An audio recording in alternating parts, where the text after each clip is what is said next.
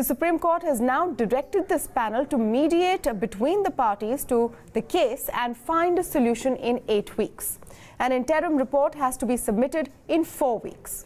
Now, will this process of mediation yield a solution? To speak more on this, I'm joined now by BJP leader and Member of Parliament Subramanian Swamy, who's also filed a petition in this case demanding the right to worship at the disputed site. Mr. Swamy, thank you for speaking with us at Bloomberg Quint. Your first comments on the Supreme Court's decision to have a panel to mediate this issue. Well, I think they were making the best of the situation in the sense that the Sunni Waqf Board lawyers were making a big fuss about translations and the accuracy of translations, and so they had got 8 weeks adjournment. So the court thought that this 8 weeks could also be used profitably to see whether a settlement can be worked out by discussion. And so, in a sense, this is not a waste of time. It's in fact filling in for a gap. And I think one has to recognize that there have been many attempts in the past for a negotiated settlement. And over the years, some Supreme Court judgments have come which have laid out parameters within which a solution now has to be found. And it is completely narrow what the solution can be. I mean, there is no really big room for negotiations and adjustments and compromises. Yeah, but this particular order does not lay down any parameters or red lines or restrictions on what the scope of mediation is. Do you think that there is a possibility of finding some kind of a resolution acceptable to both sides at the end of this 8 weeks? Or is it, like you're saying, just a good way to use the time given in any case? Yeah, I think there's always been a hope that since what the Hindu community wants is the birthplace of Rama there was a temple before. It was demolished and a mosque was built on it. And then, of course, a mob demolished that mosque also.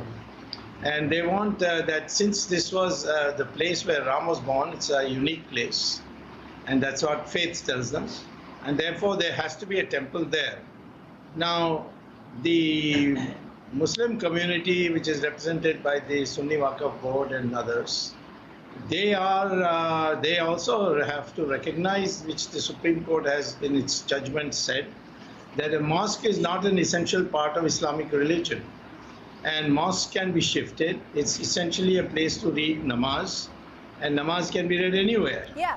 And in Saudi Arabia, but my question, they do. Sure, Mr. Swamy, you're going through some of the arguments that have been made on one side of the story, and we've heard them before. You've also been very clear about them. My question is that do you think there is a scope of coming to some kind of understanding which is acceptable to both sides? Do you think there are enough open minds there? I gave you a background because I want to tell you that the only acceptable solution would be that the Muslim community, which has got a leeway, they can go and build a mosque somewhere else. And there is no particular significance of a mosque in Ayodhya. Whereas the Hindus, this is of great political significance, and it is faith, and it therefore constitutes a fundamental right to pray there. And therefore, if the adjustment has to be made, in my opinion, if there is going to be a negotiated settlement, the Muslim community must use the flexibility they have, namely to build a mosque anywhere, and ask for another plot of land somewhere else, and ask the government assistance in seeing that that is built expeditiously. That is the only compromise possible. There's no room like you said, sir, this is what should be the ideal finality of this, in your opinion. Clearly, in this dispute, which has gone on for decades, there is more than one opinion. There are two, and a mediation would naturally find a middle path between the two. Do you think there is a possibility of that? Do you think there is a possibility of that happening? And if it doesn't, then what's the point of this mediation process? I agree. There might have been a change of heart in the Muslim community, because I know the general Muslim public wants to settle and doesn't want, because they know that a masjid can be built anywhere. And Babri Masjid was built by violence. It was demolished also by violence. Honestly, is there any way of knowing what an entire community feels or doesn't feel? I'm not sure there is any kind of empirical evidence to back that. You're speaking about what you believe in and what you feel, which is fine. You've represented that in court. My question to you, Mr. Swamy, is say there is a mediation process and in the end of 8 weeks, there is no resolution which is acceptable to both sides. What happens then? Right. Go back to court and argue. And there is a big problem for the Muslim community, because my petition, which is a latecomer, 2016, I say it is my fundamental right. And they are asking for property right, which is an ordinary right. So my fundamental right prevails over an ordinary right. That's number one. Number two, 1993, the Narasimha Rao government had nationalized the entire land, including the disputed land.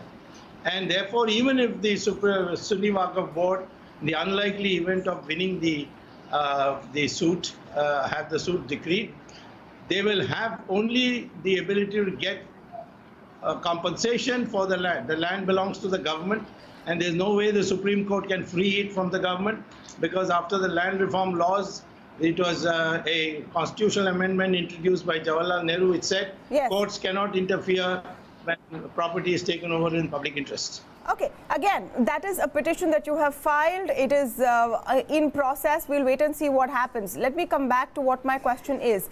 Are you optimistic that there will be a resolution acceptable to both sides, not just acceptable to you, Mr. Swamy, and acceptable to both sides, which will bring an end to this entire dispute at the end of 8 weeks? How optimistic are you that that will happen?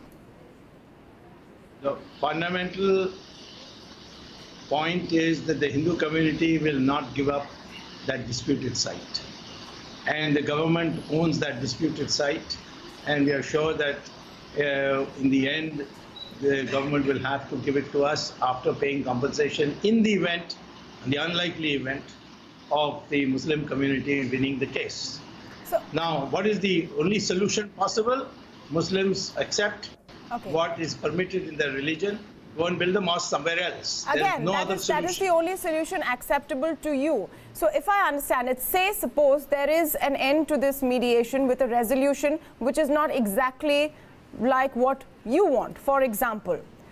Would you then, as one of the petitioners, have to accept that resolution? What is its sanctity in law? I don't have to.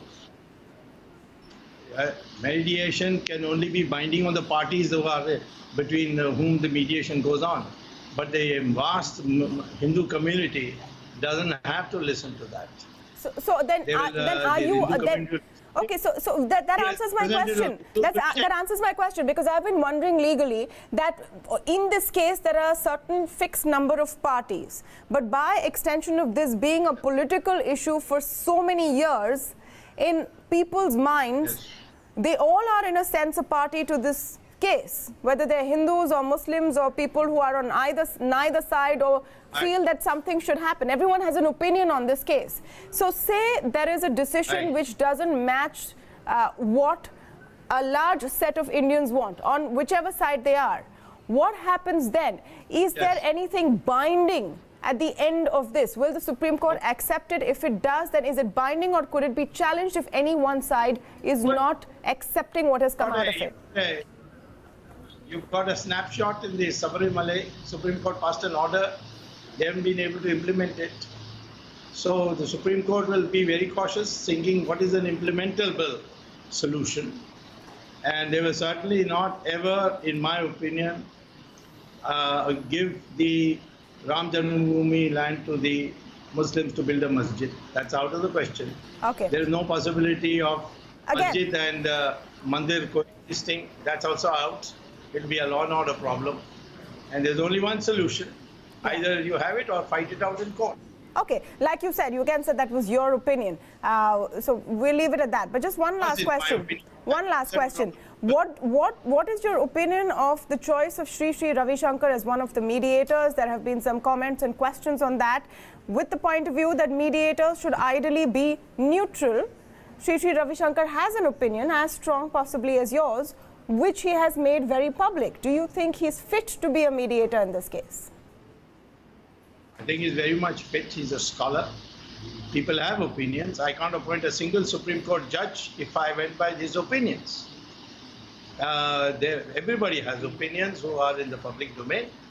And he's in a minority in the sense that he's only one of the three. And therefore, I have no problem in his being there and espousing whatever views that he adheres to. And the other two need not necessarily agree. So therefore, I think in a democratic framework, this is perfectly permissible. Otherwise, if we start saying that this view is not right, therefore he shouldn't be appointed, that is the kind of intolerance we don't want in our democracy. Okay. Thank you so much, Mr. Swamy, for speaking with us and answering all of our questions on this very important and very sensitive issue.